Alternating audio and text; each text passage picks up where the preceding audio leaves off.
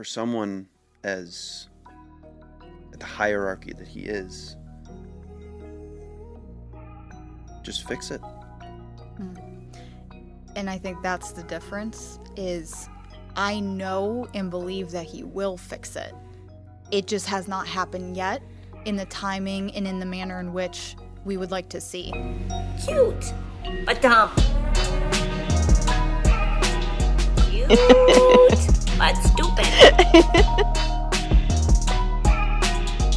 Hello, everyone, and welcome back to another episode of For the One podcast. I'm really excited today because we are going to continue in a part 2 our conversation that we had with Joe discussing an atheist versus Christian worldview. It was really interesting having Joe on the podcast, providing just his perspectives and experiences growing up in different religions and how he ultimately came to the decision that he was going to follow an atheist worldview. So please go and watch part 1 if you did not catch that yet, and then come back here and watch part 2. But without further ado, here is the second part of our conversation with Joe. I think like one of the questions I have for someone sitting in that perspective is, and I think that this is where it gets really difficult, like even not specifically on the topic of sexual attraction, but like what, and you're not going to offend me with your answer, but genuinely, like, as a Christian, so I'm sitting here like, okay, I have a worldview of there is an afterlife. Yeah. And the afterlife that I believe in is you either go to heaven or you go to hell. Mm-hmm. And the premise that I believe, based on this scripture in this text, is that I don't want to see anybody go to hell. Right. I believe that if you don't believe in Jesus, that's where, according to my religion, you're going to hell. Right. So now we have this tension point, mm-hmm. especially culturally, of what I think so many people on a certain side of things is looking at me and people like me as you're judgmental, you're not accepting, you're not tolerant, you hate us. Right. That's the emotion that's being taken from us being like, this is not. You just want what's best. Right. I'm actually saying these things because I love you and I don't want to see you go to hell. And that's very blunt, but that's like, now right. I can't speak for everybody because there's, the some radical people. Want some people to go to hell. Well, yeah. and they are hateful and they're, all that. Like, yes, there's bad examples on all sides of things. But I would say genuinely, for the most part, most Christians, especially those that I know, it's like, no, like, hey, like, you're gay. I don't hate you because you're gay. If it were up to me, I wouldn't have a problem with it. But it's not up to me. It's up to him. And I go by what he says and this says. And I just want to see you in heaven. Right. So I guess from someone saying in your viewpoint, it's like, can we do any, what can we do better without changing the religion, my belief system and what I would say I know, but I believe that God says. Right. I think the hard part about it is, from my point of view and my belief, and I think that the scripture is inherently wrong. And so for me to try and say what can Christians do to, I don't want to say recruit, but what can they do to show people what they believe is the true way, right? Mm-hmm. I see the Bible as a book of fable, right? I think that there are cautionary tales. I think that there are ways to live your life. But I also know that it was written at least 40 years after Jesus was gone. And so it's hard for me to accept that as a possibility of truth, I guess, if that makes sense. Inherently, I know that doesn't make sense to you, but from a perspective, yeah, And so I think that if Christians truly wanted to show people,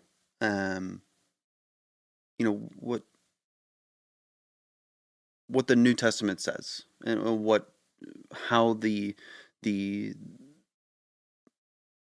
how Christianity is, I guess you could say, how it was supposed to be lived. Just asking them if they've ever read the Bible. Because like I said, I've read the Bible, but again, it was 15 years ago. It was a long time ago. Just like the Quran was a long time ago, and the Torah as well. And so I think that if I were to read it today, which my friend has told me, like, have you read the Bible? And I was like, yes, I have. And she's like, well, have you read it from a perspective of like truly believing it? And I was like, it is impossible for me to do. And she's like, well, then you're not going to get it. And I was like, shouldn't the text be so... Yeah, I don't know if I agree with her on that. Right. Because there's people that haven't believed that have read it and changed their opinion. And so I think that me inherently reading it and still seeing a book of cautionary tales and fable and historical document, I didn't automatically become like, oh, this is right. And I think a lot of people, one, don't read the Bible. I would definitely agree with you on that. And I think it is cherry-picked by both sides. I think it is used for evil as well as for good. I think that there is evil in the Bible, commanded by God. And so I think that it would be hard to, in general, I think it would be hard to convince someone who's a non-believer or someone who is questioning to view this as all good and all loving. And that's any religion. Yeah. There are atrocities in every single religion that are, in my view, poorly explained and poorly reasoned. But as someone who doesn't believe, I think that would be the only way, is to have someone read it and interpret it for themselves. Because you can choose all the good quotes to read to someone. Of course, that's going to make it sound amazing. But so I shouldn't pick like Jesus saying, you got to eat my flesh and drink my blood. I shouldn't choose that one out of the New Testament. That's not too attractive. Some people might be, but I think that, I think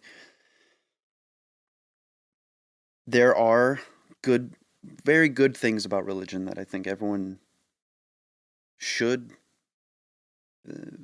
read or in general just believe.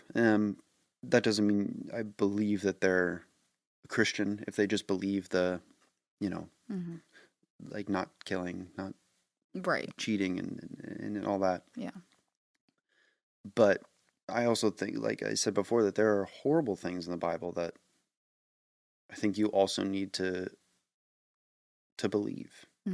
And I think that is where I have a hard time believing is why would an all-loving, all-powerful God do that? Because it doesn't make sense. And then to push back, people would say like, well, it doesn't have to make sense because he's the perfect being, and we're trying to understand it from our human perspective. But I would think that if God is so perfect, if he is this perfect being that it cannot be touched, cannot be reasoned with, I guess, just something that whatever he says is he is colloquial, but whatever they say is perfect, and whatever they say is the way, why is there hell? Why is there so much atrocity? Because if he is, then I mean, everything should be perfect. This should be a perfect world, and I know that comes down to Adam and Eve, and Eve took the apple, and then and that story in general I just see as misogyny. But I understand that you know what? I won't fully disagree with you because of the way that it was taught for a really long time. If you actually look at that... I know they made the decision together, and then Eve... Oh, I wasn't even going to say that. The onus ultimately is on Adam. Okay. So, and to your point of this has been used for good, this has also been used for evil. There's a lot of people that have preached that story of how dare the woman, shame on the woman, curse the woman, which note, if you read it, God does not curse the woman or the man. The only person he curses or entity he curses is the serpent, is Satan. But if you actually look at that contextually, and how, again, we believe like marriage is structure and everything, Adam is the head at that point. And I know nobody likes this term submission, but we believe in that. Again, that's been misused and abused. But in its proper context, Adam is the head of this relationship that he is in with Eve. He was there when the serpent was talking to her, tempting her. He did not intervene. I actually just heard one podcast saying, I love how this guy said it. He said, Adam should have grabbed that serpent and choked it out as soon as it started talking to his wife. So to your point, I agree with you. The way it's been taught is very like Eve's at fault, misogynistic, but the actual onus, the responsibility, and the actual like fault of passivity is on Adam. Now, I'm not saying Eve doesn't have responsibility, but Adam is still very much at fault in this situation for not stepping in as he was called and given authority to in the situation. So I just wanted to... No. And I think my pushback to that would... in my view, that's still misogynistic. And because why is then Eve not allowed to make a decision on her own? Well, so here's my pushback.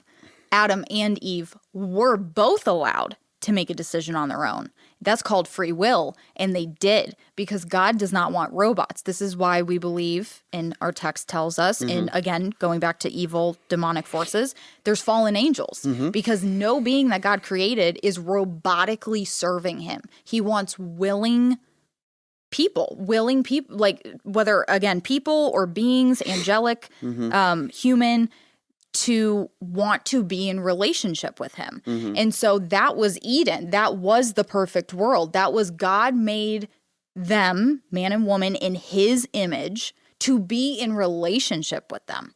And so Eve did have a choice. And it was because she had choice that she chose.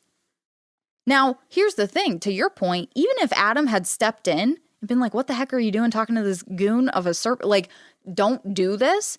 She still has free will. She still has a choice. In all things fair and, good, it's Adam still couldn't like completely control her by any means. We're just saying he still had responsibility to step in and he didn't. Now, from what she did from there, that is on her. So she did have choice. Adam did have choice, and that choice got their butts kicked out of paradise. I think that, as someone who doesn't believe in free will, ooh, that's interesting. Why then is God even creating that situation? Like Eden and man and woman and... No, so here, I think this is one of the points that I lean on the most is that, if God is all powerful and all knowing, or omniscient and all loving, that with the Bible, Old Testament, New Testament, it cannot happen. He is either one or the other. And I lean so much more towards if Christians would just say he is all loving but can't control everything, and not even control everything, but if he doesn't know what's going to happen, and he created us in his image and then just said, like, I truly hope that, what happens is good, then I think so many more people would be Christians and believe in God.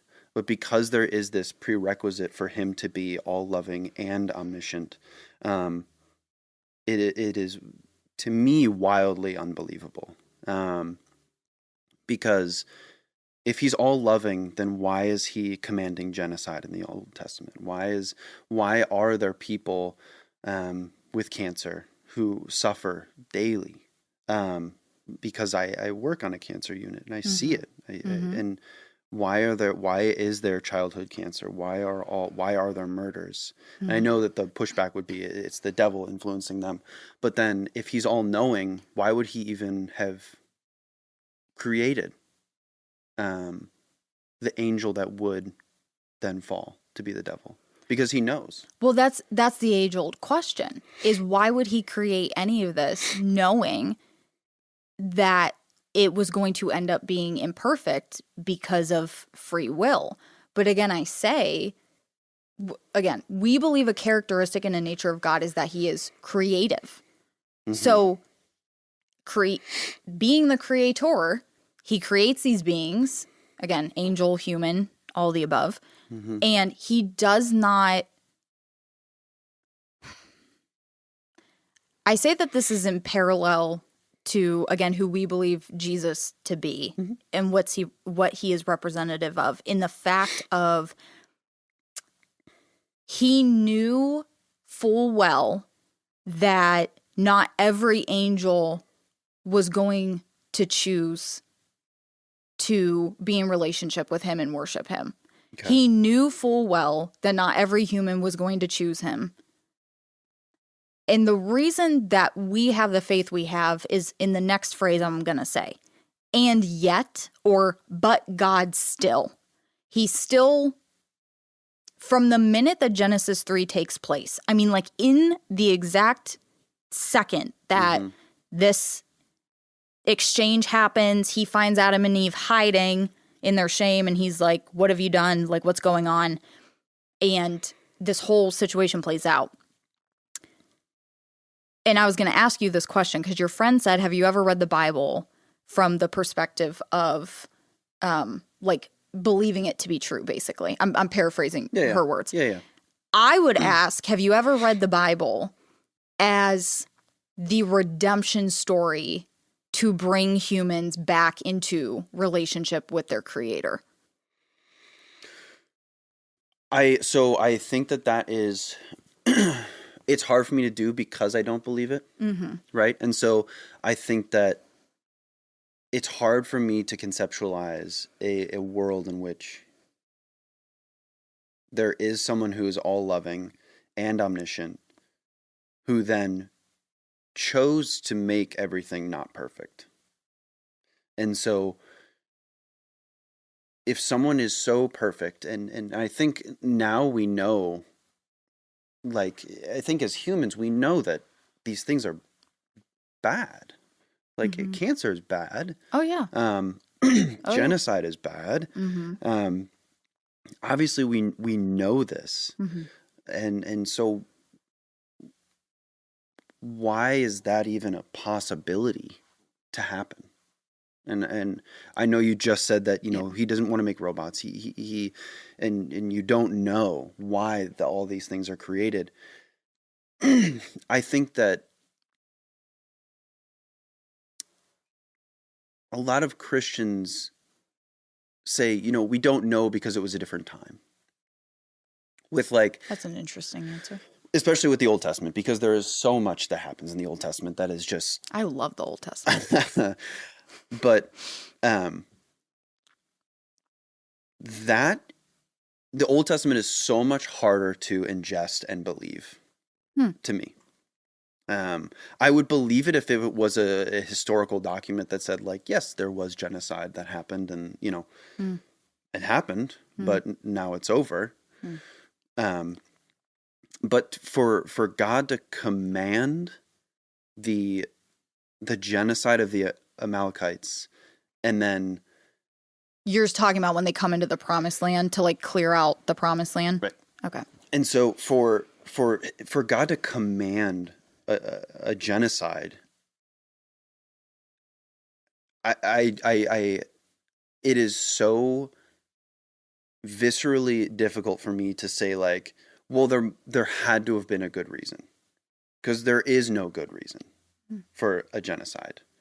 And I know that there's a lot of debate that it even was a genocide, but then God commands the people who run from the city to be chased down and murdered, and then to be to kill the men, women, and children, and in livestock. Yes. Mm-hmm. And how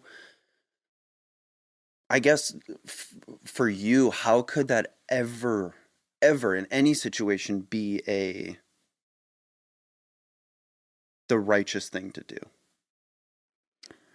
Well, I want to give maybe slight correction, and I'm not saying that you like are fully mistaken, but I don't believe that there's ever anywhere that says God is all loving. It says God is love, sure, but all loving. I don't believe in that God. I believe in a God who is love, who is mercy, who is kindness, who is grace. I also believe in a God who is justice and wrath and anger.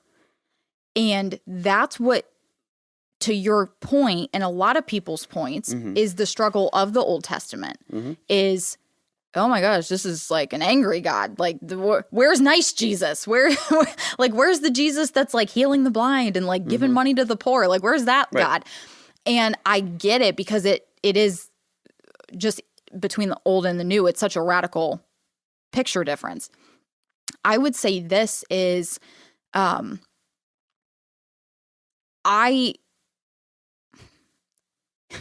going to hate this answer. A lot of people are going to hate this answer.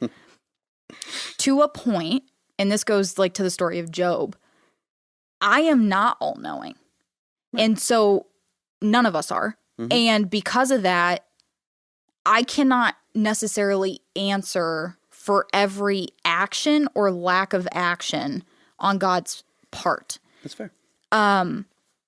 My answer specifically with the promised land and clearing out the land and all this stuff goes to the fact that, one, this group in the story of the Israelites is God's chosen people. These are the people that he is trying desperately to be in covenant relationship with, starting with Abraham all the way down to now. Here they are coming back into this land that God promised Abraham they would have. And the people in this land not only are not chosen to be in relationship with God, but I would say that from what I'm reading and have understood, they are kind of in exact opposite of being in relationship with God. They're worshiping false gods, false idols, Baal, Molech, like idol worship, this is the culture of what's going on. There's fornication outside of marriage. There may be homosexual relationships. Again, I understand touchy subject, but go with me on the ride. There's lying, there's cheating, there's all this stuff happening. And as we see, to your point, the story of the Israelites throughout the Old Testament is these people are still not getting it. They're still in their human nature. Like the Israelites are messing up, I'm saying. They're sinful. They're worshiping a golden calf at the foot of the mountain while Moses is up there trying to get the 10 Commandments. Like, they're on some buffoonery too. And I heard a pastor say this before, where someone was like, why is the Bible so long, right? Like, why is it so big? And the pastor's response was, thank God that it is. Because basically every story leading up to Jesus getting here in the New Testament is God, like, pursuing after these people. He's trying to bring them back into righteousness or into a relationship with himself. And time and again, even when the Israelites mess up, you see there's consequence. you see they get exiled to Babylon. That is a consequence of them being like not following him. Okay. That is a consequence of their disobedience. Sorry, that was the word I was trying to find. Their disobedience to God. So you could even say, well, if God's all loving, why is he sending the Israelite children into slavery in Egypt? Why is he sending them into exile into Babylon? That doesn't seem very loving. Discipline is loving. Correction is loving. And every single time when you read this through that lens, it is, hey, there's consequence for your action, but I'm always going to bring you back. And every single time he's like, hey, I'm going to restore you. I'm going to redeem you. I'm going to bring you back. And so why is he calling for the wipeout of all these nations? Because he in his wisdom that I can't understand as a human was like, these are my chosen people. I promised the very first patriarch, Abraham, that they would have this land. And I am God, and I'm going to show the nations, show the earth. It's the same reason why he killed the whole Egyptian army. You could say, well, that's not very kind of him. But you also could say they were completely oppressive in holding the Israelites in slavery and bondage. So is it evil or is it righteous retribution and justice for what they had done and how they treated those people? I think it would be righteous retribution if God then didn't explain how to own slaves later on. I think that the contradictions, the amount of contradictions in the Bible is expansive. And I think that, I guess it could be considered righteous retribution or righteous justice if then he didn't write, not God himself, but the people who wrote down God's word, how to own slaves, the parameters in which it was okay to own a slave, the rules and regulations of owning a slave. I think that what we have in the Bible is a way for humans to justify to themselves, and this is back then, so 2,000 some odd years ago, right? It's a way for them to justify to themselves what has happened to them and what they are allowed to do. Because I feel like a God that is love, is kindness.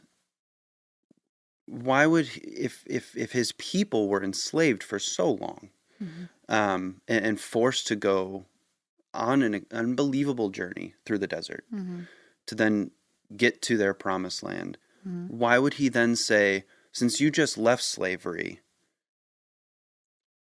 here's how you should have been treated as a slave, and then commands them to take slaves on? I think that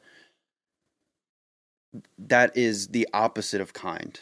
And it is much more explained, as it seems so much more like an indentured servitude and rather than a slavery. But then, the people who came to America and had slaves from Africa used the Bible and actually took excerpts out of the Bible to then give to the slaves to show them why slavery was okay.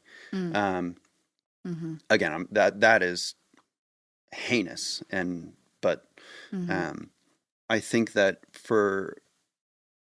to say that it is righteous retribution for the Egyptian army to all be dead, how is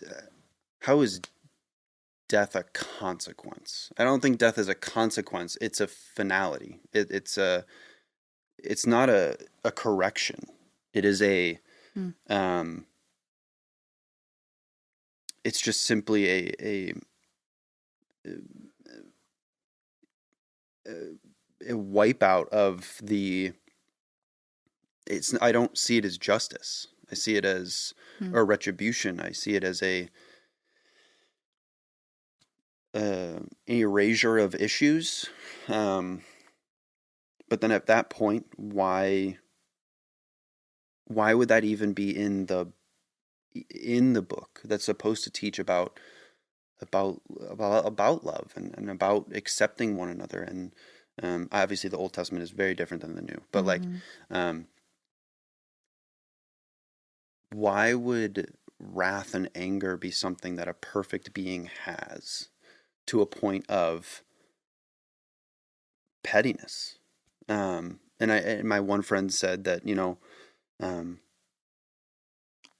God is supposed to be an individual, not necessarily with flaws, but someone who has emotions and has these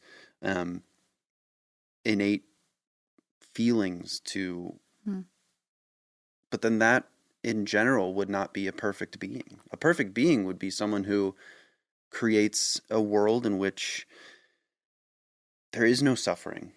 There's inherent suffering around the world, and inherent suffering of animals which have no idea of God. They don't know. They don't find their food and pray over it before they kill it, right? A lion doesn't pray right before it hunts a gazelle. It's brutal. It's murderous, but that's nature. And it's hard for me to accept the fact that there is righteous retribution and there is righteous justice and everything will even out because of the good that God brings and consequence. Why is a consequence death, slavery, exile? Why are those consequences that bring so much suffering that will inherently drive people away from him? Because if they say, well, why did God choose to put us into slavery? Why did God choose to exile us?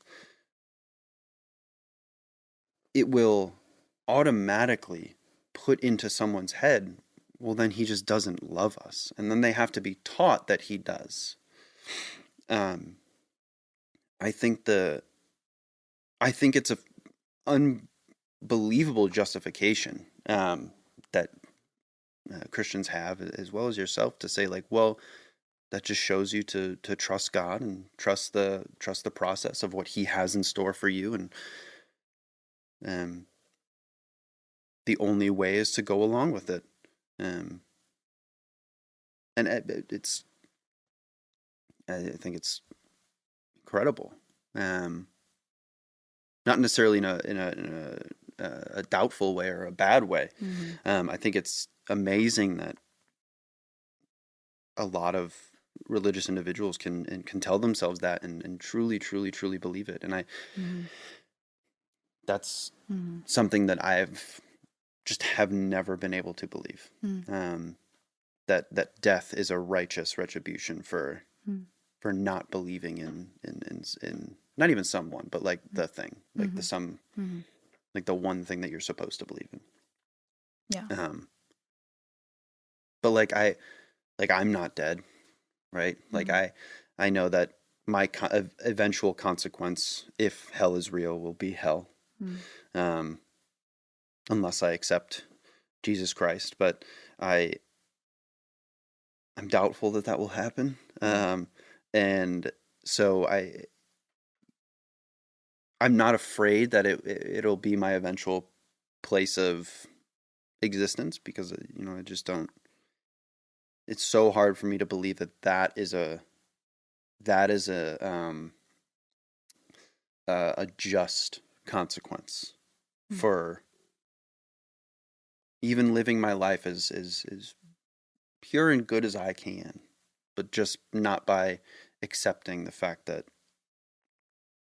I believe that Jesus was real, and I'm submitting. Well, yeah, the real part, even the demons believe that. So Christians who say, oh yeah, Jesus or God is real, that does not mean... it's the submittance and the accepting of the he is the Lord and Savior, and that he died on the cross for our sins. And yeah, I think that it's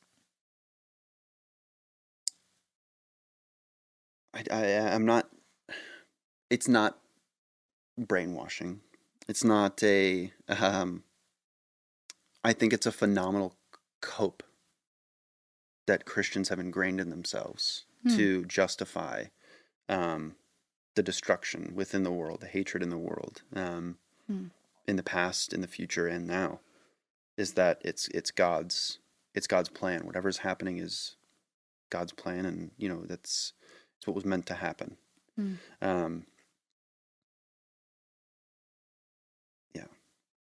Yeah. I mean, to go back to your original question of why is death the righteous retribution, this goes back to, and I know you already said you don't agree with this, this goes back to what we ascribe to, which is the wages of sin are death. It is death. And so it's not, this goes into the whole, there's like a whole thing of the doctrine of election, but the way that this author put it that I really liked was like, God doesn't send anybody to hell. Like, basically he's like, God is responsible for salvation. People are responsible for them choosing not to believe in the gift of salvation. So God does not want to see anyone go to hell. God does not want what I would say we do attribute a lot of cancer, death, disease, war, murders on the earth to the kingdom of darkness, because once that entered, he currently is sitting in a dominion here on earth. And we believe that until Jesus comes back for a second time, he's fully defeated. Up until that point, he has his little grubby hands on a lot of what's going on. So we do attribute that. And it's interesting, the comment you made about like coping in that way of like, well, this is God's plan. I guess my thing is I'm like, one, I don't want you or anyone else thinking that just because I was raised in the church, like I've never had my questions, my doubts, I went through a period actually like probably right before we met where I was like, I think I'm good. Like I still believed in God. I was never like questioning like that he existed. But I'm like, if this is the whole religion, church situation, I'm like, I'm good, guys. And I really had a moment where I basically almost walked away from faith. I mean, in a sense. And I say this as someone who at that point had read the Bible cover to cover probably 3 to 5 times by the time I was 18.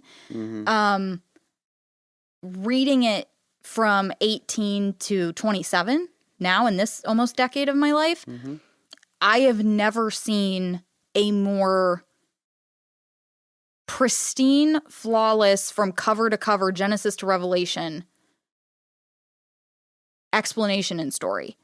And so I'm saying this to say, again, not to try to convince you or anybody else, but I had my own, like, I don't know about this. And in the last decade of me, I don't know whether you want to call it maturing, just aging, having life experience, whatever. It's interesting because I read cover to cover and I'm like, this is the most compelling story that I've ever seen or heard of any religion as to why I believe this is true. And my point in saying that is, and Jesus even says, in this world, you will have many trials. You will have many troubles. You're going to suffer as I've suffered. I mean, even if we just say Jesus was a real person, he was crucified, that man suffered. Like, no questions asked, extremely so. And so my point in saying that is suffering is going to happen. In my opinion, evil is going to happen. Sickness is going to happen. Disease, famine, war, all these things are going to happen. I'm not going to lie. After, the Catholic school shooting that happened however long ago that was now, I sat here and I did a podcast saying, why didn't you stop it? I'm a Christian that's saying, what, God, you're loving. Where were you? So don't think that I don't have that sometimes. Now, my thing is I don't know where else I would go. I honestly am like, all of these things are going to happen. I can't control or stop, these mass events from happening. What else am I going to put my faith in other than what I believe is the story of a God who literally came down, derobed himself of glory, and came down into flesh and bone and died for me and for all these other people, knowing however many of them were not even ever going to believe in him or accept him. Where else am I going to go? What else am I going to believe in? And again, I think that the whole afterlife thing, that gives me purpose. That gives me yes, enjoy my life while I'm here. But I do also believe this is my temporary home. I believe I will have an eternal heavenly body one day that is going to be way better than this, and be on a new heaven and new earth. That is what Eden was supposed to be. To your point of, if this loving God, why didn't he make everything perfect? My rebuttal is he did make everything perfect. But again, he didn't make robots, which I know you don't believe in the free will exercise, but he did make everything perfect. Okay. So he made everything perfect, but then chose to make people, or two individuals who are imperfect, or in his image perfect, but with imperfect impulsivity. And free will, which is imperfect. And so I think that, again, I call it a contradiction. I understand that you call it a way for him to just not make drones. And so, I mean, that I understand where you're coming from. I do. I completely understand that, he did create this perfect world, and then humans are the ones that messed it up. Well, Satan, and then human decision. Yes. Right. So then I think that inherently puts the burden again on us, which I think is another sticking point, guilt tactic almost. We're the ones that screwed everything up, so now we have to prove ourselves. And kind of like you said, doesn't really have much to do with that, but with the purpose thing. In all actuality, I don't believe that humans have a purpose on this earth. There is no purpose for human existence. There's no purpose to anything. I think, and I don't know if you do or not, but evolution made us who we are, and it's we're just here. We're another animal that evolved, and thankfully I have the consciousness to realize that, and I think that we're one of the very few animals on Earth that have a sense of consciousness that we know of, I guess. And that's incredible. And whether people believe that, some individuals were put on this earth so we were able to discover that. But I truly believe that, there's no, and it's something I struggle with, is the actuality of well, what is the point? And to me, there is no point. We're here and then we're gone. And that's unfortunately what happens. I think that objectively that's what happens. We're here for a short amount of time and we're gone. I don't know what happens after. And I think that is a point that a lot of Christians don't understand about atheists. Is just I'm not saying that there is absolutely no God, there is absolutely no devil, there is absolutely no heaven. I'm simply saying I don't know. I don't know. If there is, great. If there's not, nothing changes. I can't believe in something unless it's shown to be true. And God has the ability to show us. um, every single day that he's there or they're there. I 100% agree with you. And to me, they don't. Hmm. I know someone who believes they'll see minor things as like that's God's doing, or that's him showing us that he's there. Mm-hmm. You know, I don't believe in miracles. I think that there are anomalies that happen. But I it's hard for me to look at that and say, oh, that's God showing themselves to us, and that's the proof. When he's made mountains crumble, when he's shown us Jesus, they can do that again, and they choose not to. Yeah. And that's again where, if he truly does want the best for all of us, and want to reunite with us in an afterlife, why not show again? Why not? I know it says in that until Jesus comes back, this is it. This is your last chance at belief. And then obviously it was written down, and on we go. But if he is someone with emotion,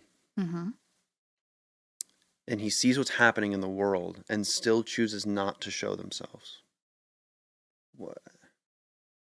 how could that be justified? Rather than pride in saying, well, I told you, and then that's it.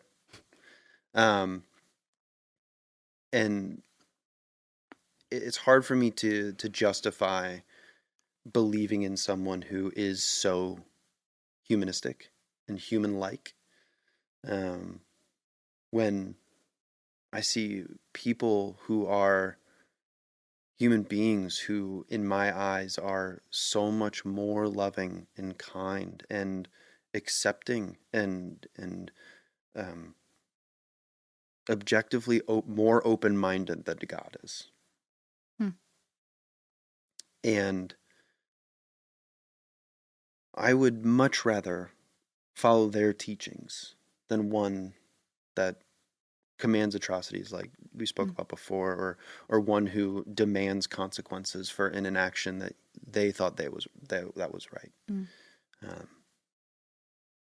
Yeah. Because correction is different than discipline, right? Is it? So correction is a guidance, a way to betterment. Okay. A discipline is a negative one. It has a negative connotation. Because I don't think that there can be I don't want to say good discipline, because inherently people say like discipline is good because it shows you. But discipline in general has a matter of stopping what's being done instead of guiding someone to make the decision that is more correct, or a betterness. And so similar, right? I'm not saying that they're completely opposite ends of the spectrum. I think that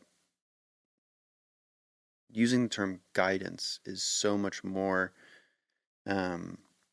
useful. But discipline and retribution are the words that are used. When why does there have to be retribution? Why can't there be an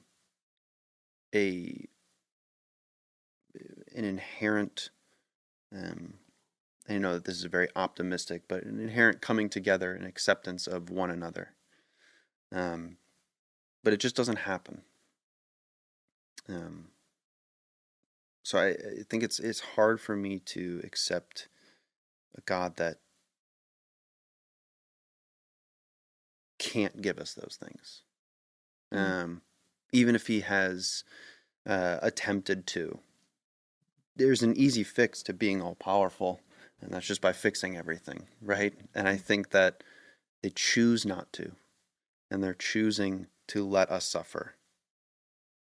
To, whether it be a discipline for us not following, but the suffering is a choice, and they're choosing to let us suffer. Not us, but in general, as a human race. I mean, there's multiple genocides going on right now. The amount of greed alone in American politics is ridiculous. In America, I guess, in general. It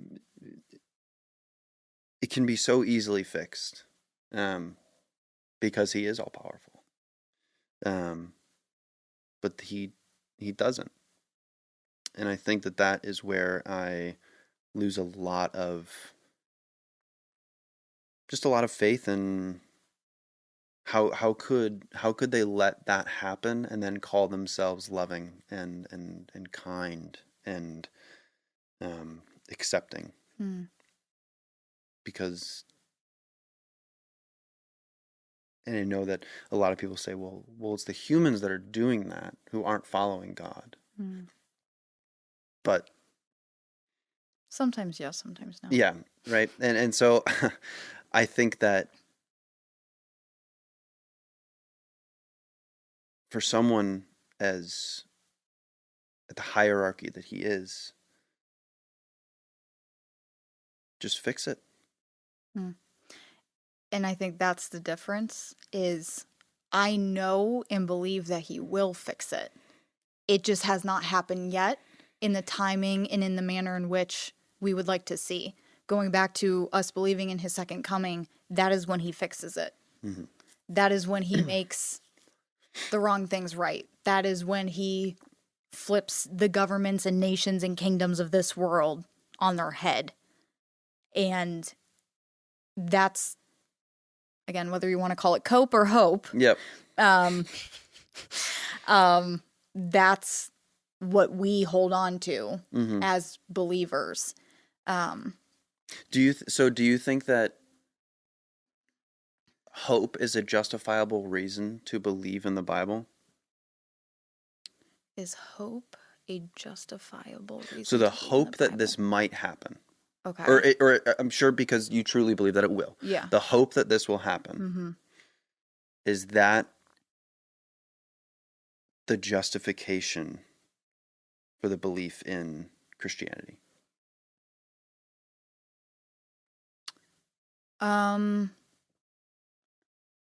I want to say no, and here's why. Because that hope does not come.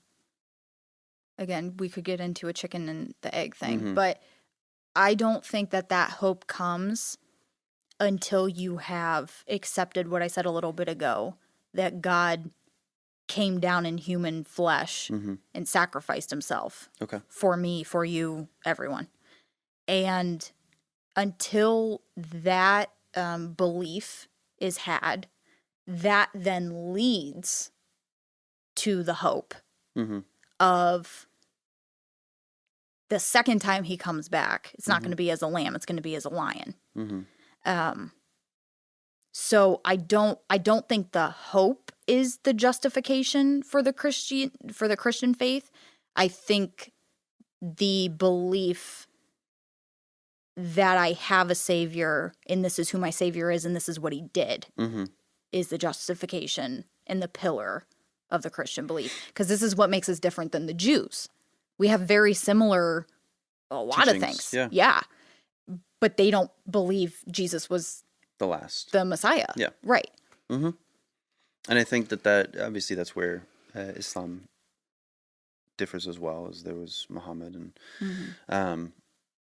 and they believe that he was the last. So I think the difference with Islam as well, to kind of go off on a tangent, is that the Quran mentions Jesus and accepts him as a Messiah. As a Messiah or as a prophet? Prophet.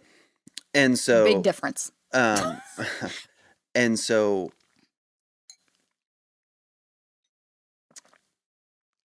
I think that's also why in Islam that paintings and pictures are not to have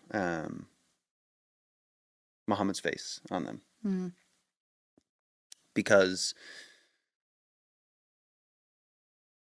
in my eyes, I see it as that his level of righteousness is attainable. Muhammad's? Mm-hmm. Okay. And the face that you put to it, and I know that it's more of the line of no one can become who he is, and any image that is drawn of him or painted is never going to be as perfect as Muhammad was. But I see it as you can attain that. What does attaining that do, though? What does attaining the righteousness of Jesus do? It saves me from eternal death. Okay. Is that what they believe of Muhammad? That's what I'm asking. So there's an entirely separate book that basically is the way that Muhammad lived his life. Okay.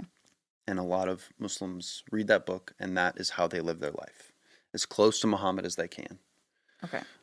So Muhammad's kind of their Jesus figure, just for me prophet, to parallel. Okay. And so, but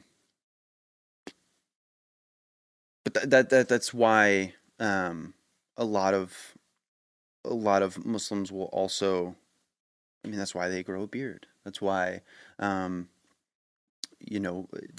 women wear a hijab or a burqa, is because in the book it says that it's to be modest. It's not to be restrictive or anything like that. It's why nuns cover their hair. It's why traditionalists, like Christians who they wear head garbs as well. I mean, it's obviously with modern times it's been misconstrued as restrictive and everything, but and Denmark actually just passed a law where burqas are no longer allowed in public. So interesting. Do they have a large Muslim population there right now? I don't necessarily know if it's a large population, but it's enough to where people didn't enjoy it, I guess, and now it's not allowed. You're not allowed to wear a burqa out in public, so which is ridiculous, right? It's a piece of clothing. It's not offensive. It's not, if anything, it's the least offensive thing you can do, covering everything but your eyes, right? And so maybe America should move towards that. But kidding. I think that the similarities, the unbelievable similarities between the Abrahamic religions are so close, and yet they, I'm not saying you do, but they hate each other for no reason. Which is kind of why I say that, religion, I know this, people say money is the root of all evil, but religion is so hard to not justify as the root of all evil. And obviously I 100% know. Yeah. So you're going to obviously disagree with that. And I completely understand, you're Christian. Every war can be tied to religion. Or at least the covering up of the real reason, right? I mean, so obviously, the Iraq War was not about terrorism; it was about land, oil, and money, right? But, I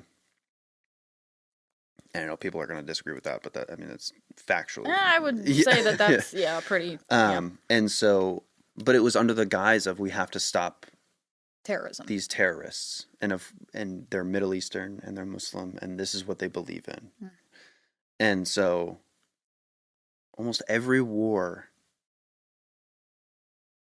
or not even war, genocide, killings are, you can have, not can have them, you can bring them back to religion.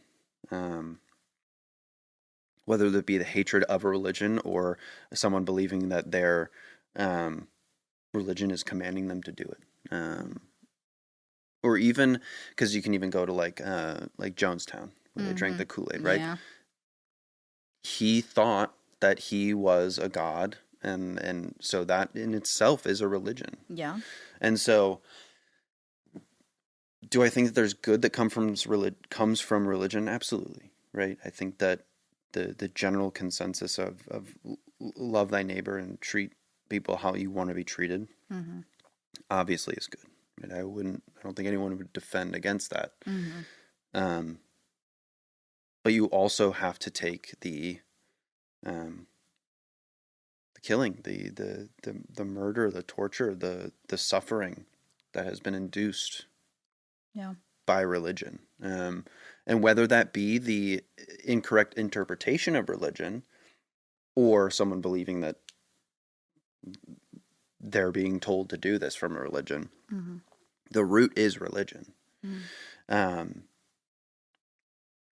so, and I know that, the false interpretation of religion, I mean, a lot of people will say like, well, that's not the religion, that's the human interpretation of it, but they wouldn't have that interpretation if there was no religion, right?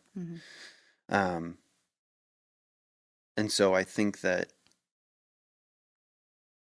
and I know that, you're going to say the overall good vastly outweighs the evil. Of Christianity specifically, yes, I would say that. And I think that there's no religion that has shown itself to me, or that I've been able to find, that rightfully justifies what's happening or has happened. Because obviously a text written 2,000 years ago has no idea what's happening now, right? It's impossible to predict the future. And, you can... I don't know, I'd be reading the Old Testament and be like, we're just like these people. Ain't nothing changed. So, fair. History can repeat itself, but it's not a prediction, right? Or I shouldn't say a prediction. It's not a telling of the future. History will repeat itself.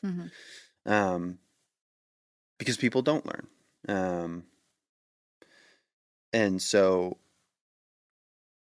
there's nothing that has been able to show that it is still relevant, or something that has no contradictions, and no imperfections that are explainable. Because, I mean, there's hundreds of contradictions in the Bible, if not thousands. There's the same amount in the Torah, the Quran. The only ones that don't really have it are the tribalistic religions, where they have created everything in a way that there is no contradictions. I would say contradictions or paradoxes. I would say contradictions. I'm sure you would say paradoxes. One of the best ones I love is brought up by Alex O'Connor, who's he went to school for theology, and he says, why must animals suffer if there is no comprehension of God, no comprehension of good and evil, but then they're promised a place in heaven? Like, all animals are promised a place in heaven because they are innocent. They're inherently innocent. So why is it even that they have a possibility of suffering? All of that's very interesting because there's Christians that would not agree with that last part about them going to heaven. There's a lot of Christians that think animals don't go to heaven. I personally do, but Everyone wants their dog in heaven, right? I think that. yeah, but I think even wild animal, like I Right. think wild animals as well. And But that's interesting because not every Christian even believes that. which is crazy to me because what have they done, right? Like, what have they done? And I know a lot of times people will say like, well, animals were put on this earth for like work, food, and everything. That's kind of, I mean, I don't believe in that, but they're inherently innocent. Like they don't do anything wrong. The deer that ends up like charging at a human being, the deer didn't do anything wrong. It was defending itself, right? Right. The lion that kills the antelope is trying to eat. It's trying to survive. Yeah. There's no animal that is inherently evil. There's no evil animals. So then why are they indentured to suffer? Because, again, this goes back to this earth is in decay. Since the introduction of sin, and again, I'm just going off the premise of if the wages of sin are death, since the entrance of sin into this world, all of creation, the stars, the moon, the mountains, the animals, everything is in a constant state of death and decay. And again, that will not be remedied until the full kingdom of God is established with the new heaven and new earth. Just like we're suffering currently. I mean, because we're in a I'm saying we as a worldwide peoples Gotcha. are in different states of suffering. I'm not saying we're suffering like those in the Middle East in the middle of war. It's not the same. But we all have our own variation and version depending on where you are in the world of death, decay, and suffering. That's my answer. Right. And I think my only pushback to that would be, and I know you said that because of because of our choice to not follow God, and is why that there is now suffering and hurt in the world. But for beings that have never even conceptualized the idea of a God, why are they suffering? Because I would completely get on board with, we're suffering because as a human race, we're going away from God. And we're going in the opposite direction that they want us to. And so I don't believe it, but I could understand that justification. Yeah. But I told you it was going to happen.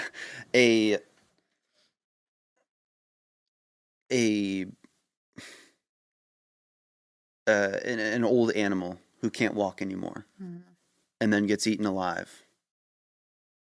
That to me is unjustifiable. They feel pain, they feel hurt, fear, and God is just letting that happen. He could take away the pain. He could make it that animals don't feel pain. He could make it that there's a society, or not a society, I forgot what they were called in school. Like not the circle of life, but like the hierarchy of prey and... Oh, the ecosystem. Right. An ecosystem that is completely harmonious. And you know that you're going to say that's what he created in Eden. And there was no... there was death. No shedding of blood, correct. Right. But why... Because if animals were in Eden,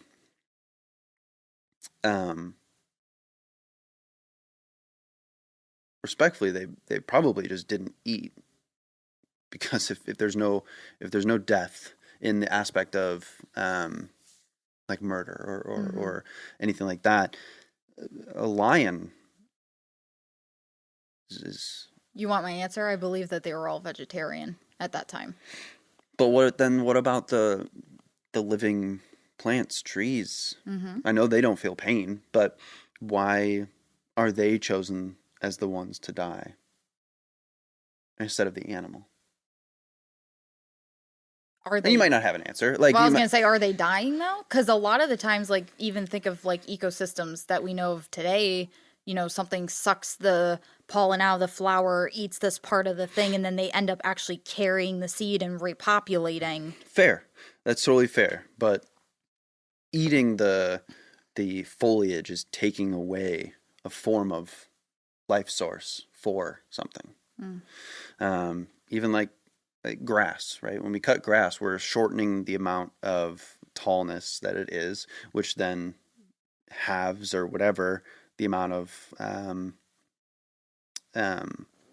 almost said chloroform, but the chlorophyll that are in there to allow it to grow again. And obviously it does, because we have lawns and everything like that. But half the time you see that the lawn just dies, right? And so I'm not necessarily putting plants and animals and humans on the same level of existence, because I'm not I don't believe that they're equal in life, right? I would agree. But there is a damnation to plants to just be able to die without a consequence, I guess. And I don't think that they have a conscious being, although there's a lot of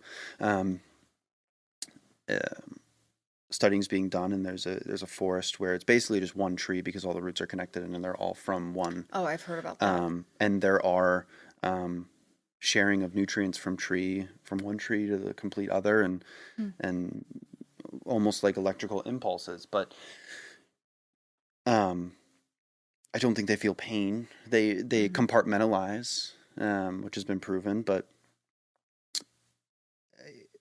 I still don't think that that's a justification for them to be the ones that die. And again, obviously this is a tangent, and like, but I don't think that they feel suffering. And I guess that could be the reasoning as to why they're the ones that are being eaten and dying, and not an animal. But it comes back to the why are animals even having the ability to suffer? Why is that even a possibility? So, I know you gave your answer already. It's just it's more of a thought, more than a point to be rebutted, because you did that already. But well, I also just thought too, I actually have a better answer because I just thought of it. So let me just rebuttal with this real quick. Is life is considered to be, and this is scriptural, within the blood. Like, whether that's of an animal, a human, the blood is the life. Plants don't have blood. So arguably, blood as we have it, that carry oxygen and everything, fair. But they do have veins, and why they call them veins. Yeah, I'm not saying they don't have their own network to get nutrients and roots fair. Yes, but I'm saying blood as we know it. If you cut me, if you cut a dog, like we're gonna bleed. Right, it's blood. So, I guess that would be. Yeah, it's an interesting premise though. And then I go back to all the animals that died in the flood and that were not on the boat. And I go back to all the animals that were sacrificed throughout the Old Testament for atonement and offerings. And that's a whole thing. Do you believe in like the creationist theory? You're going to have to like tell me what that is. Gotcha. Because I don't know terms. Creationists believe that the earth is 6,000 years old. Okay. And so, is that based on like biblical Okay. So they take what the Bible says and then Date back. basically. Okay. But it's much more of a, I don't want to say interpretation, but it's how they're, I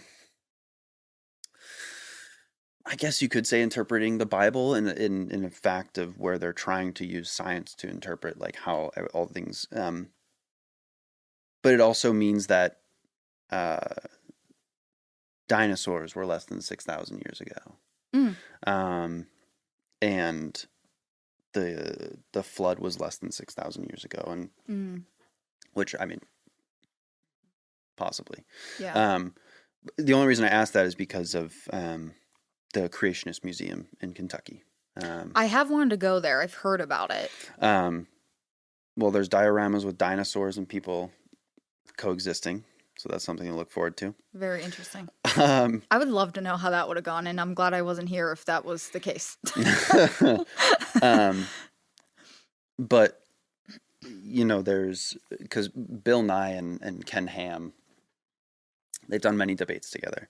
And Bill Nye ended up going to the Creationist Museum that Ken Ham funded and got funding for.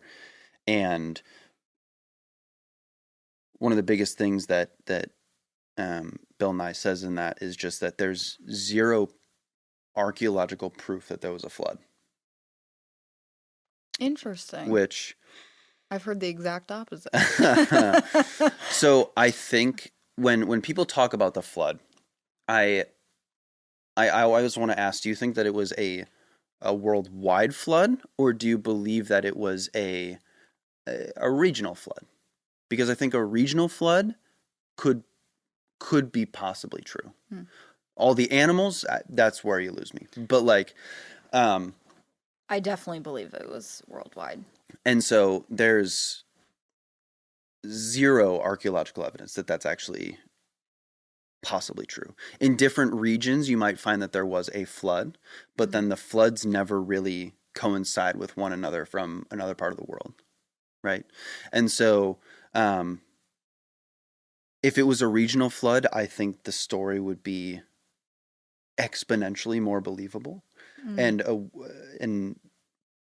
because if there's a regional flood, it can even take up an entire country. I mean, we see what happens with tsunamis and everything like that. The issue is that with the flood, it most likely happened in the Middle East, which that's in general hard to believe, right? And so, but then again, you have to realize that the continents weren't exactly where they are right now as they were. Well, I guess it depends on what time frame you believe also. But humans in general are less than right around 500,000 years old. If you, I guess if you believe in evolution, and with like fossil records and everything like that. And creationists also believe that fossils were placed here. Right. So, okay, I don't know if I'm on board with that. I do not believe in evolution, but I don't know if fossils were placed. And there's places we can dig in glaciers and ice that taken samples from that are from 1 million years ago. And so it's kind of the same thing as like last Thursdayism, where you have zero proof to actually show that the earth was not created last Thursday. Right? Everything could have been placed here. You just don't know. And we've, you could say, like, well, 2 weeks ago I was there. It's like, well, those memories were put into your brain. And so it's not really an actual theory. It's more of a thought experiment. Yeah. And so I attribute creationism to that, just because like it's archaeologically, scientifically, it's impossible that the earth is only 6,000 years old. We have rocks older than that. We have pieces of glacier that are older than that. We have fossils that are millions of years old. And again, they say they're placed there. Yeah. My rebuttal, and I'm not saying I disagree, they could be millions of years old. Right. I don't have like a stick in the sand on this either way. My like devil's advocate responses, but that's based on how we're dating them, is we're saying they're millions of years old, which there's tension in the community of even how we're dating rocks and fossils and Right, because you can't date. So carbon dating with rocks is hard because rocks are not made of carbon. Materials in them are.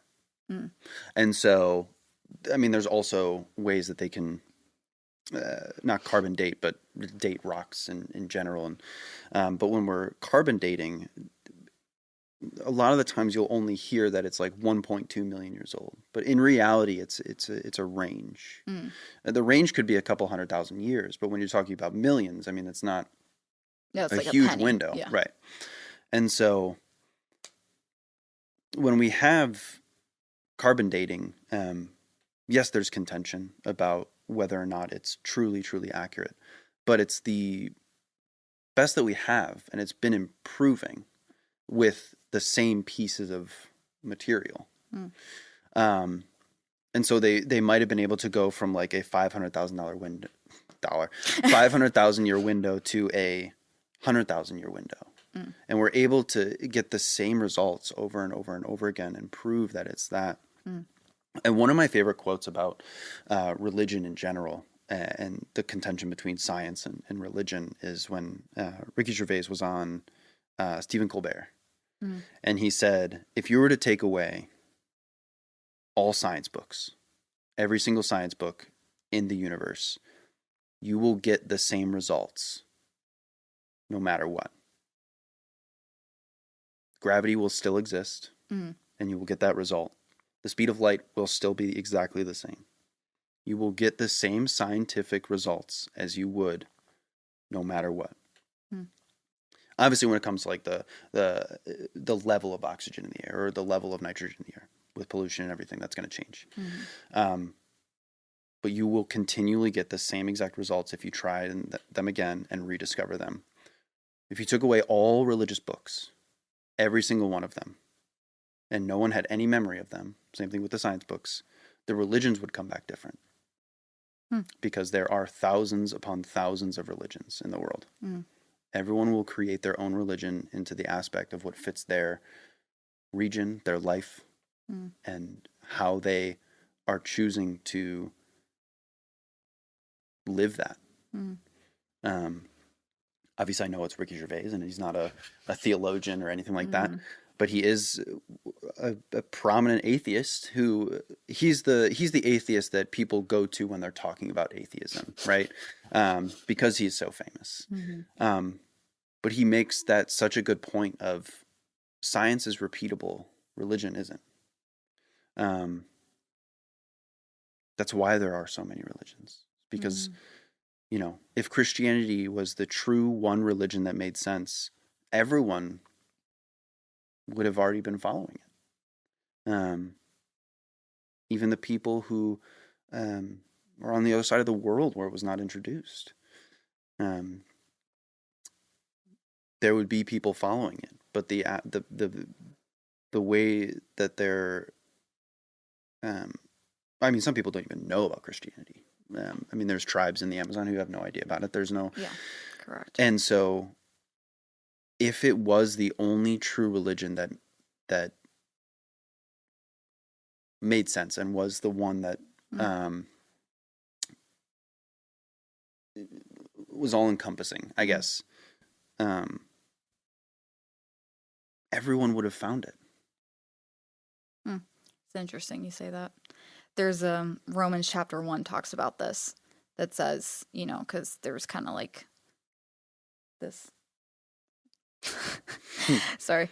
Romans chapter 1 talks about this, where there's like this argument that Paul lays out of like, well, how are people supposed to know, like, type of thing. Like Paul, I love Paul's writings because he knows what people are going to ask, and then he like answers the question.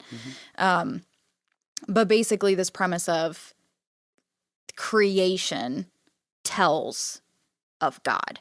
So like, and I understand too, someone like you or someone that's like, I don't ascribe to this, I don't believe in this. I understand that like it wouldn't be seen this way, but I guess to me, believing what I believe, it's like all of creation, whether you've like inherently heard the specific gospel of Jesus or not, is pointing to a deity, a divine creator, this God, Yahweh, Jehovah, right? Like, so it's interesting to hear that, because then, like, I'm on the opposite end of the spectrum, obviously, and I'm like, no, but there is this evidence.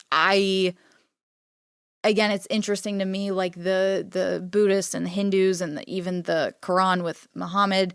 Again, not that I know like a ton about their entire book and religion, but I'm just like, it's a man. It's a mere mortal. Even the cults, when you bring up like Jonestown, like you're following a mere man. And I understand that there's people that would say, well, Jesus was just a man. Then that goes to, well, he resurrected from the dead. So someone has to explain that to me. If we're going to say all things are fair, that happened, well, that's not just a man.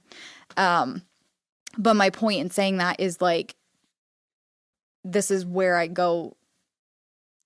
I don't think I would ever be able to be convinced of anything else to be true, because I'm like, my God is the only God who is alive. My God is the only God who is active. And my God is the only God who actually took himself, again, I say, down to my humanistic form and sacrificed himself for me and rose 3 days later. I don't know any other religion that has a story like that. So there are many religions with resurrection stories that predate Christianity. And I think that is... I encourage you to look them up. I think. Can you give a couple names? Or... So there's a lot of tribal religions have a resurrection story, not necessarily being a prophet, but there are stories continually with resurrections and basically the living dead, right? I mean, they have died and now they're alive again. The pushback I have to that being a reason of like, well, this is the one to follow then, because if he died and now he's back again, like this is wild. The only, like that event should be massively documented across many different texts. And the only text we have is the Bible or different religious texts. And especially the Romans. I mean, they should have been writing that down in the aspect of... But if you read the Bible, the Jews and the Romans, both, it literally at the end of Matthew talks about the Jewish people were like, spread the word that his disciples stole his body. And it says, to this day, this is why the Jewish people do not believe in the resurrection of Jesus. And then the Romans, if you look at the text, the two soldiers especially, were paid off for their silence. And they were also afraid for their lives because they were supposed to be guarding this tomb. And now there's no body in this tomb. Well, someone's about to get their head taken off. Yeah. So there was a payment that happened between the Jewish religious leaders of the time with the Roman government and also the guards. The Jewish religious leaders were literally like, we will take care of it. Just say, spread the rumor that his disciples came and stole the body. Which, fair. I'm not doubt. Like, I'll grant you that happened, right? People don't follow the rules, right? So, like, no. So, but also then every single disciple of his, except for John, got brutally murdered for testifying that he was raised from the dead. If this was a lie, why would anybody go to the death to proclaim that to the brutal murder extent that they endured? I think my reasoning would be that it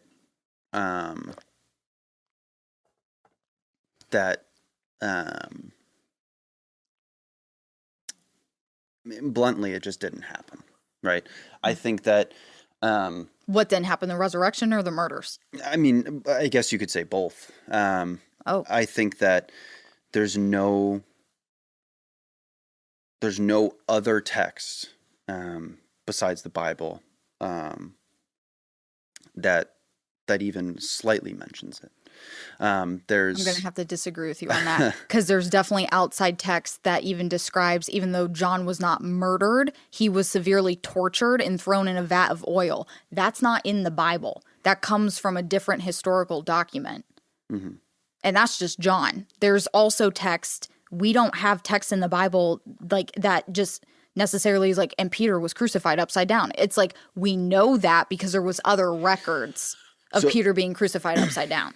Do we know that it was because of that, or was it just because they were followers of Jesus? So I think that there's justification to show that because it was a different time. I mean, this was obviously way before, but I mean, like in Salem, like a smart, intelligent woman would be murdered because they thought she was a witch, right? Right. So there are unjustifiable things that happen to people that just don't make sense. And if you were to tell someone to like stop following this man, right? Whether he was resurrected from the dead or not, stop following this man or you'll die. Mm-hmm. And they still follow them, then they're going to die, right? And so because it was a different time, because they didn't have the same obvious like laws and justice systems as we have now, I concede the fact that, you know, they probably did die. His followers probably died because they were following him. And I can't justify their death. Like, I can't say they should have died. But when you subscribe to that one person, and the government basically says, like, if you believe him, we're going to kill you. Mm-hmm. And they say, like, well, I mean, I've followed him for the past how many years? Like, I mean, I believe him. Then of course they're going to die. Yeah. What's interesting, though, is it wasn't really the Roman government. The Roman government could have ultimately at that point given two craps if these people were following Jesus. This was the Jewish religious leaders at the time that were... Which is why there's a lot of contempt between Christianity and Judaism, which, sure. I mean, again, in my mind, it's silly. But yeah, I have no issue with them. I mean, I want them to know Jesus and accept him, obviously, being where I'm standing in my belief, but I don't have an issue with them in their own regard. But it was at the time more the religious leaders. And so just, I guess, to your point of if it was like, they're like, hey, you got to stop preaching Jesus and following him. Keep in mind at this point, he's, as we believe, ascended to the right hand of the Father in heaven. He's no longer on earth at this point. So if it was just a mere fact of everything up until this point between the Jews and now the so-called new religion, the Christians that are forming, is the exact same minus the tension point of Jesus and him resurrecting, if that was all false, I still go back to, why would you die for it? If it was the Jewish people at the time, the religious leaders saying, you have to stop following Jesus, well, he's not even here. Like, I'm saying, to their point, if they were right and he's dead, you would just stop following and go back to the Torah and go back to the teachings of what you'd been raised in. Because the disciples were mostly Jewish. Like, they were raised in this. Right. And I think it comes back to, if you truly believe that that's true, then yeah, you're going to die for it, right? I'm not saying that they didn't believe it was true. I'm just saying they most likely thought it was true, and that's why they died. I know Jordan Peterson really likes to bring up the fact that like if something you believe to be true is something you're willing to die for, which it can go either way for me. But Alex O'Connor was discussing this, and he said, if you told me if I believe that this couch exists, I'm going to die. And so I say, like, no, this doesn't exist. I would completely. But if I were to stake my life on it, then yes, I'm going to believe it exists. And so he brings up a thing about, like, if you're standing on a cliff and there's a chair behind you, and they're told, like, if you believe that the chair is there, you'll die. And you can just say, like, the chair's not there, but you lean back and sit in the chair and fall off the cliff. You believe the chair's there and hoping the chair is there. And I think that that's where we come into the aspect of, I'm sure it was a mixture of belief and hope that what Jesus was saying was truly factual, and that, this will lead them to salvation, and why they were willing to die for it. I can't speak for them. I don't know them. You can read their text, but you don't know them. You know what I mean? There was also a lot less going on in the world. They knew very insular things. It was their village, their tribe, their city that they knew about, and maybe they might know about the next one over, but it's not going to be I know what's happening in Gaza, right? It's not going to be that. It's going to be, I know what's happening in North Homestead or Lakewood, right? The level of information was so diminished back then. And so anything that was going against what the mass was thinking is a threat. And I think that even you can subscribe to that. Like even my viewpoints or a lot of the viewpoints that go against the Christian teachings are a threat. And so I understand back then why they would have died, because it was a very different time. It was either basically like life or death when it came to consequences. Right. And so if they truly believed it, then of course they're going to stake their life on it, Hey guys, we'll be right back to the episode in just a moment, but first I want to tell you about an offer that I have for something called Primal Queen. It is a company made by a woman for women, and if you are a girly like me with something like PCOS, where you have imbalanced hormones, weird things with your cycle, low energy, unstable moods, Primal Queen has been shown to help so many women with all of those symptoms. Primal Queen is a supplement that is packed with vitamins and nutrients from beef organs. If you're like me, you're not going to be cooking up and serving liver on a random Tuesday for dinner. So if you want all of the benefits of eating organ meat, but you don't want to actually eat it, Primal Queen is the answer for you. So if you click the link in my description, you will get 25% off your first order of a starter kit of Primal Queen. It's a 30-day supply, and within the first couple weeks, you should be starting to notice things like improvement in your mood and improvement in your energy levels, and even starting to notice changes in your hormone balances. So if you would like to try this for yourself, again, that is 25% off if you use the link in my description for Primal Queen today. Now back to the episode. Yes, I did want to ask you. Yeah. Also, too, because I don't even think I knew, like, from a background perspective, that you, like, did consider yourself bisexual. So how did you, like, land on not only, like, your wife, but, like, to get married? Yeah, I think that I found someone that accepted me for me. Whether that would have been obviously my wife now, but or a male or any other female, I think I found someone that truly accepts who I am, and who I want to be.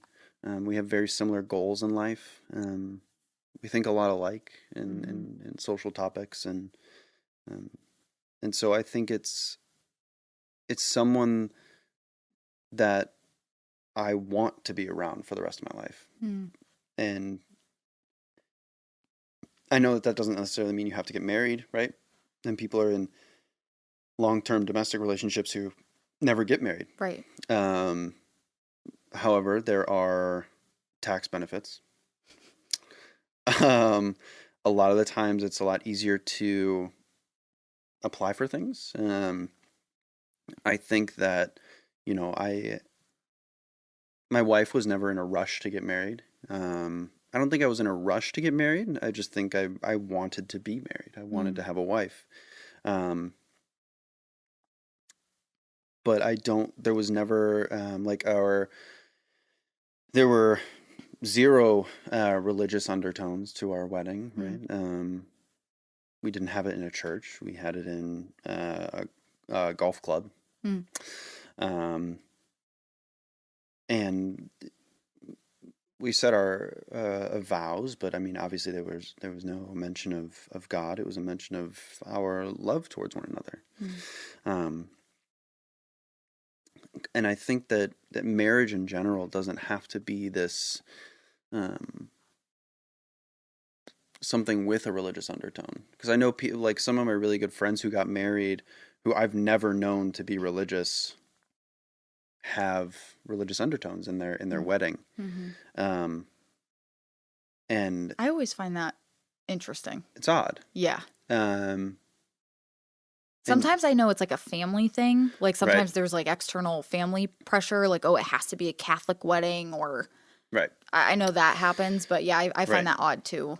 And I know that even like when we have a child, we're not going to baptize it, obviously. But I know that, my mother-in-law wants us to baptize the baby, and we're just not going to. It's just not who we are. It's not who or what we subscribe to. But I think that marriage isn't about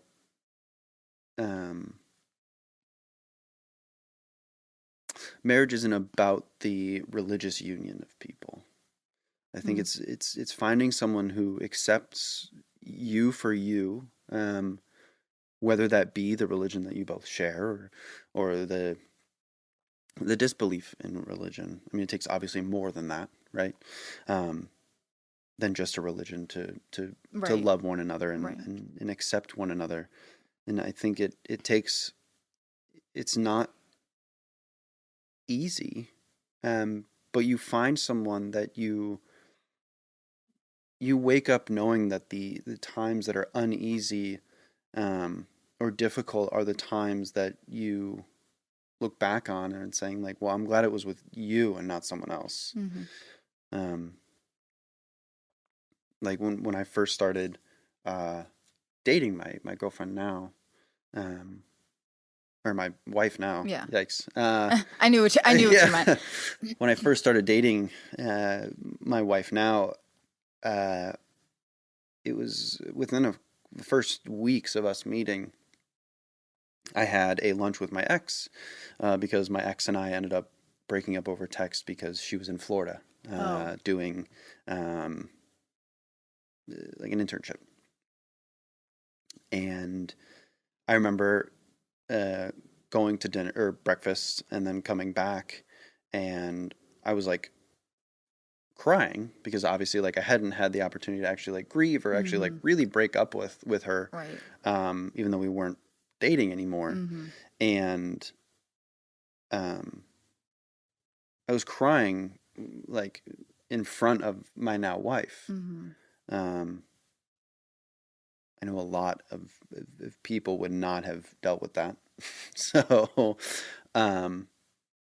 crying over an ex, but she accepted that obviously I loved this person.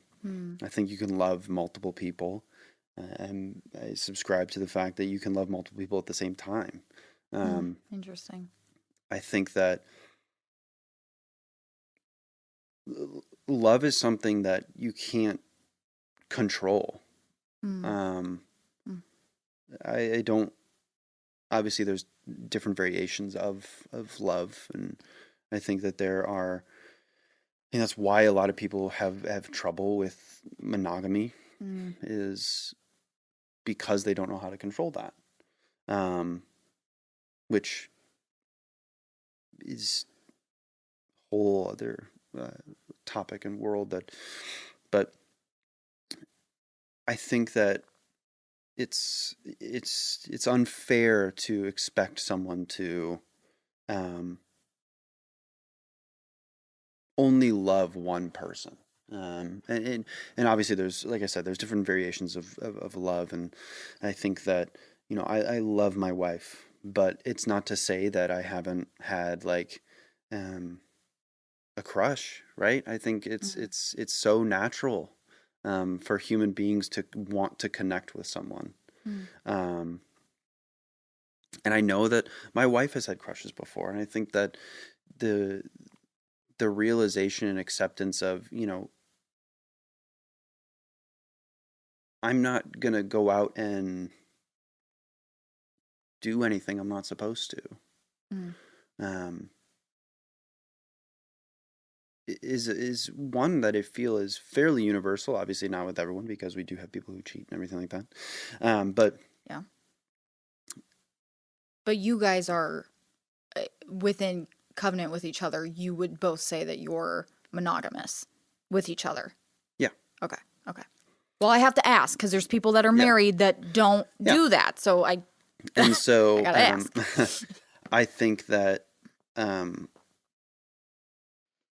if anything were to happen, like we both decided on something, it's fair. I wouldn't like say it's wrong. I think people find relationships that work, and I don't think that people who are in open relationships or poly relationships are inherently bad. I think that they just obviously realize that, love is not something that is always controllable. And so I love my wife, obviously. I wouldn't have it any other way.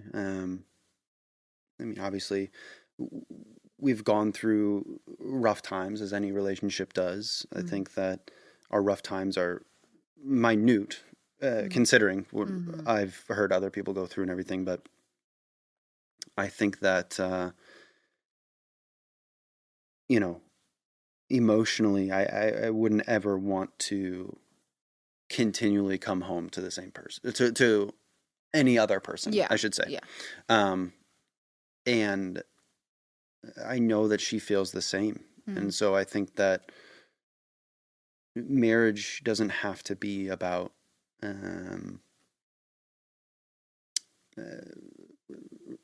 like reproduction or anything like that as well. I think there are people who are asexual who just don't want to have sex and just do not feel the need for it. And I'm sure there are Christians who are asexual, right? I mean, there's people who just have this innate, just non-desire for it. And they can still get married, right? I think that once you find someone that is compatible with you and the way that you want to live life and the way that you want to live life together and build a future is what marriage is about. And I obviously want children. I want kids. I think that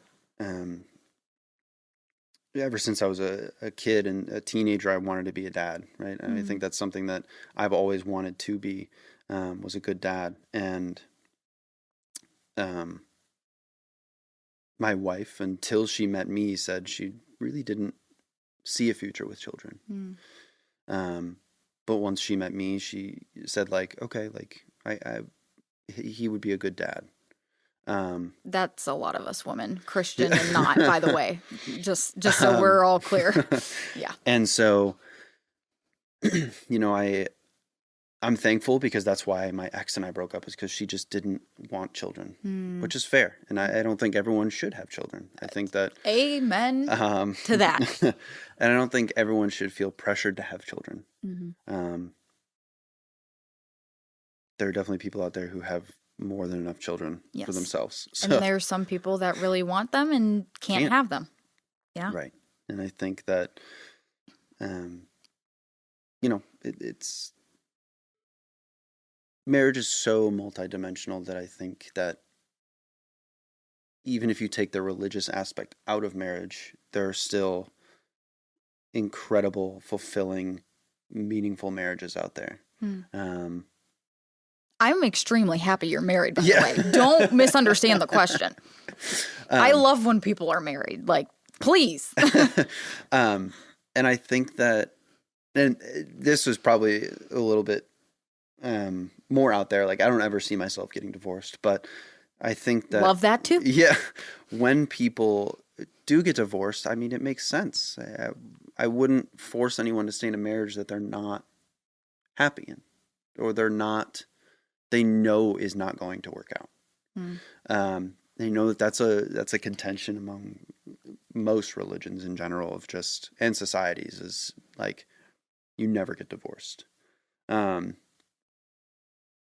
a few reasons that we believe in what we would call biblical grounds for divorce.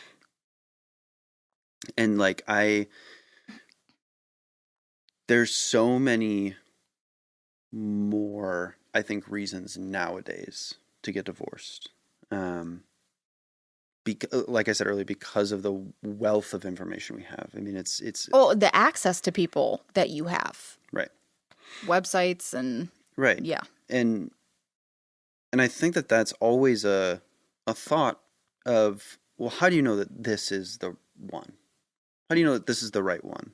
I think I'm worried if someone's not asking that question. Right. I mean, it's completely human to want to ask that question, or you have a crush on someone, and you're just like, well, what if my life could be better with them and not... Right, grass greener on the other side. Right. And in some instances, it is. In some instances, it's not. And I think in the society we live in, you know, it's shunned to find that answer out. I shouldn't say shunned. It's frowned upon to find that answer out. And I think that it shouldn't necessarily be frowned upon.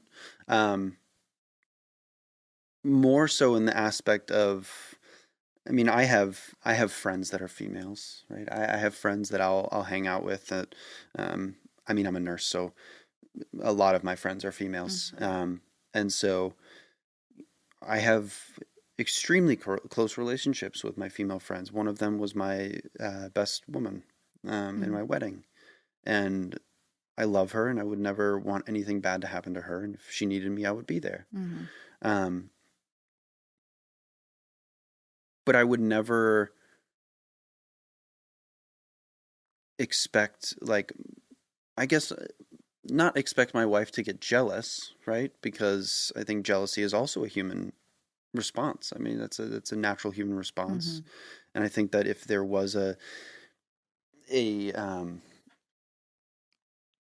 crush that happened and my wife got jealous, like, I would completely understand, right? I think that is very valid. Just like if she had a crush on someone, I think jealousy is warranted, right? I think that a lot of people don't openly communicate that, though. I've told my wife I've had crushes on people. She's told me she's had a crush on someone. We openly talk about, obviously celebrity crushes are not the same thing, but like, we're very open. And I think that is, not that it diminishes the jealousy, but you also realize like, oh, you're a human. You're a human being. You have urges. You have desires, and whether you act on them or not is kind of the determining factor. But there's no harm in having a crush on someone. Within a marriage, I understand why people get defensive and extremely like, well, then just go have a life with them then. It's like, no, like I just met them. That's the like that's what a crush is. It's the unknowing of what this person can give to you, right? You're filling in the holes of what might be missing somewhere with another aspect, right? No relationship is perfect, No. and I think that every relationship has its gaps that are the seams get filled in somewhere, but there's always that wondering of whether or not someone else can fulfill that maybe another can't. But that being said, I think that marriage is about love and not about the religious union, I guess, from my aspect. I think there's obviously like I said, the tax benefits and everything, Right. but we've created a society where marriage is encouraged rather than something to find on your own. A lot of time it's pushed on people. I mean, there's arranged marriages, and Yeah, I don't love those. a lot of people like to bring up that they have the lowest divorce rate of all marriages, but it comes with pressure of I'll bite my tongue on a that. lack of, if you get divorced, there is a Huge large consequence. Yes. Yes. And so, yes, they have low divorce rates, and I'm sure that the people end up loving each other, but probably not in the same way that if you find someone that you align with. Right. Yeah. A lot of times arranged marriages are extremely misogynistic, and a lot of marriages in general, I think, are extremely misogynistic. I think, but that's why you have to find someone that aligns with your views, Right. Right. Yeah, I was genuinely curious about it because to me, and to I think even people that maybe don't ascribe to Christianity, marriage is a godly construct in the way that it is in our scriptures. What we believe is that marriage here on earth is the type and shadow of Christ's relationship with the church, which is why Jesus says there is no marriage in the resurrection, in like the second coming. There is no marriage because we are now living in the fulfillment of the picture of Christ, who we compare to the groom, fulfilling his covenant with his bride, the church. So we take it, that's why it's very interesting to hear you say, like, taking the religion part out of it, because like I'm saying here, like, there's no separation of the two to me. And to, I would say, most Christians, there is no separation because we're living a parallel here on earth of what we believe that ultimate picture is. And this is why, there's text of husbands love your wives, and even like to the point of dying for her as Christ did, right? Comparing the man to Christ, the woman usually. So again, people don't like the submission word, but that just means like the church. So like me as a Christian, my relationship with God, this is going to this relationship determines my relationship with my future husband. This vertical relationship affects all of my horizontal relationships. That's how we live and kind of how we ascribe to that. Yeah. I think my only question would be about, like, what about the, like, it might not have been called marriage just because of the words, but like the unions between the unions before Christianity was a thing or Judaism was a thing, right? marriage in general is kind of why I say marriage in general is a misogynistic entity, is because most of the time it was for the dowry. It was for the land, for the money, the livestock. And then for reproduction, to your point, like at that time, yeah. And then the women were just kind of like you can have her if I get this. Right. Yeah. And so like genuinely that's where like marriage comes from, but I understand the not retelling, but the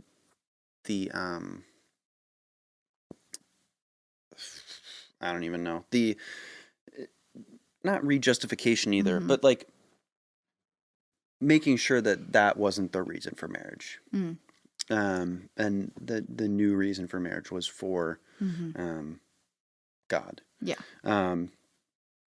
And so, well, and again, we believe, again, ascribing to this, we believe the first incident of marriage was with the first two humans on earth, Adam and Eve, in the garden before sin came, which is why we believe marriage is between one man, one woman, and this is, the parallel picture of Jesus in the church. So all of that, even from the garden, day one, with the first two humans, we believe that was a foreshadow, paralleled picture to what was coming, which was Jesus coming to fulfill his covenant with the bride. Okay.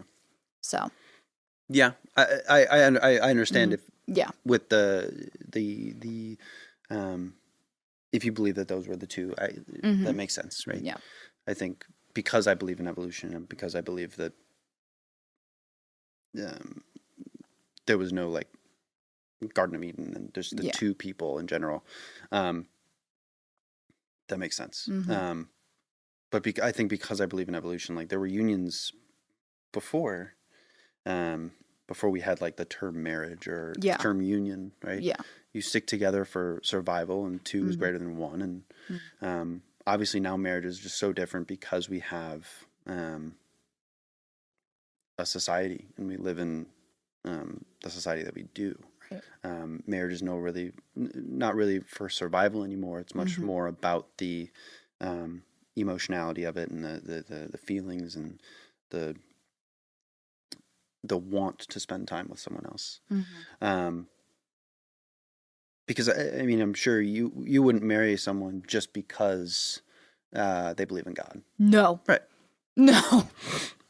Nope. And so there has to be a deeper foundation than that. Yes.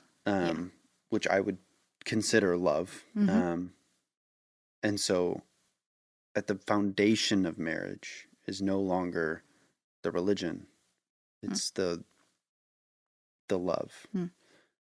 If you don't love someone but they believe in God, most likely that's not going to be a fruitful or just in general good marriage for anyone. Yeah. I also believe that love is a choice. And that's where when you make this covenant commitment, you are choosing that person. So to your point of, well, how do I know the grass isn't greener on the other side? You have made a choice to commit yourself to this person. So, I'm not saying that you don't feel attracted to them in the courting, dating stage. I'm saying by the time you make the decision to get married, you are saying, I am choosing to love this person. Because there's days Aaron's driving me up a wall. Like, right? Like, there's days I'm sure you're like, oh my gosh, if she leaves one more dish in the sink or like whatever it is, right? You're like, but you're like, I have chosen, to your point of there's no one else I'd rather come home to. Right. You're like, I've made a choice that like you are the one I am choosing. Till death do us part, basically, in your marriage vow or however you guys said it, but some variation. Right. I think the choice of love, I think, is a thing, but I don't think that love is a choice. I think I think you can choose to love something, but I don't think the inherent like emotion and feeling of love is a choice. Kind of like my thing with there's no free will and arranged marriages. Eventually, I do believe that those people will love each other. Whether or not it's the same love that, I have for my wife or you have with your boyfriend or anything, I think that there's a love with respect in it. And there's a love that you don't want to experience with anyone else. And I think that you don't necessarily choose that, because there's people who fall in love with their abuser. There's people who fall in love with people who are clearly not good for them. I don't think that they choose to love them. I think that they are I think that they are either conditioned or they are manipulated into it. To that point, I was just going to say, I don't think that is the actual. I hear what you're saying, and they think I'm in love with this person. That to me is not the truest form. That is not like an actual form of love. It's like a counterfeit. It's like a counterfeit version of love. It's not the love that you have with your wife. It's not the love that I have with Aaron. It's a counterfeit version of that. And I think that's why I say that love is on a. I shouldn't say on a spectrum, because but there's the love I have for the average human being that I don't want them to suffer. I don't think anyone should suffer. I think that we should all be able to have a life and be able to live. But then there's the love I have for my wife that I don't really want to feel with anyone else. And love is also an evolving thing. I don't feel the same way I do as when we first started dating, of that, like, those crazy butterflies when we were just meeting each other. Right. But I also didn't feel the same way about the way I do now with her as I did when I was there. Like when I was first starting to date her, I probably, wouldn't like just be in the same house as her if she's sick. Right. I mean, that's just something that you do. And that's why I think that love is a construct of evolution, and it is something that is inherently on a spectrum. I think all I'm saying by it's a choice is, to your point that you just made, is it's not a feeling, because feelings can be fleeting. So the feeling that you had when you initially met her and you being like, I don't feel that way about her today. I think this is how, not every divorce, but a lot of divorces happen, is because they're like, well, this isn't like when we started dating 20 years ago. And like the feeling associated with what we define as love is now different or dwindled or changed. And so what I'm saying is, like, when you enter into a marriage, that love is not just a feeling, it is a choice of commitment to that person. I think the word commitment is the better word. The better word. Because I think love is so much more. Love is a word that we use to describe feeling and something that we can't. It's also very limited in our language. Like the Greek text in the Bible, there's 4 different words for love. Right. So we're also we say we love pizza, and it's like, it's very limiting. There's affinities for, like, inanimate objects, your brother or sister, a random person. There's different. That's why I say there's different forms of love, right? It's something that is inside us that we can't fully describe, but it's a word that we associate with the feeling. So like commitment, I think, is a much better, like, yes, you're choosing the commitment, right? That is something that you can choose, and people break that commitment, which is why there's divorce and everything like that. Because there are people who are divorced who still love each other, but they know that this is just not sustainable, or it's not something that will work out. Or sometimes people stay together because they have children. It's like sometimes that's not the best reason to stay together if you truly don't like each other. Right. And so I think the word commitment. I can absolutely agree with. You're choosing that commitment because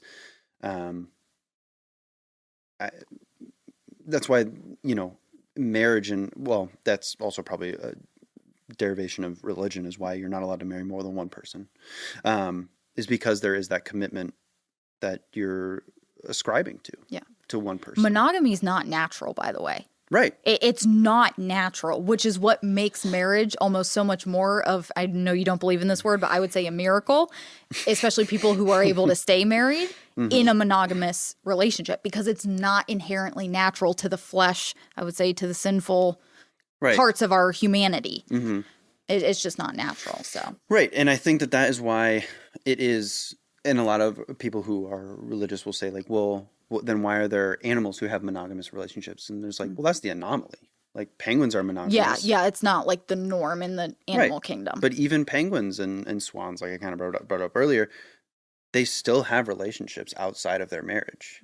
And so whether it be like that companionship or purely sexual, like there are, like you said, it's an anomaly that we are the animal that decided that we're going to be monogamous for the rest of our lives. And again, I believe that's because we were created in the image of God. The animals were not created in the image of God. So I believe that that's where that comes from. But which is fair. Yeah. So I know we're getting the SD card warning. Yeah. So I'm going to land the plane here. Cool. I want to say thank you so much for reaching out, for being down to come on. Absolutely. Thanks for honestly too, you're more of like I don't even want to call you a fan because that's not the right word, but you're like more of a support on like my Instagram than like some of people I would consider friends are. Like you're like liking my post. You're like,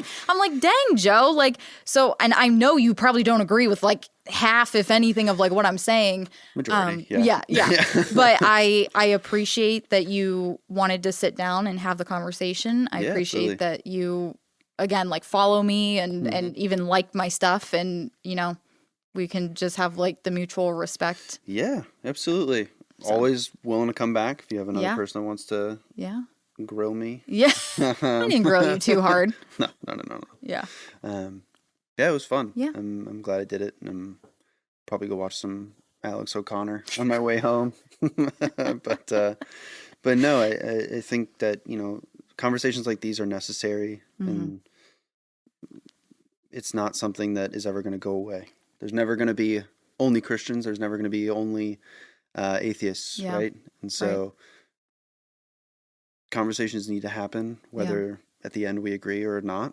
I'm sure a lot of things we just have to agree to disagree, but I think we found more common ground than not, though, today, honestly. I think the starting point was very different, but I think that the end points are common. Yeah. Well, thank you so much. And we'll hopefully have you on again at some point in the future. Yeah. Cool. Cool. Well, thank you guys so much for watching another episode of For the One Podcast. And I hope to see you back on next week's episode. Cute, but dumb. Cute, but stupid.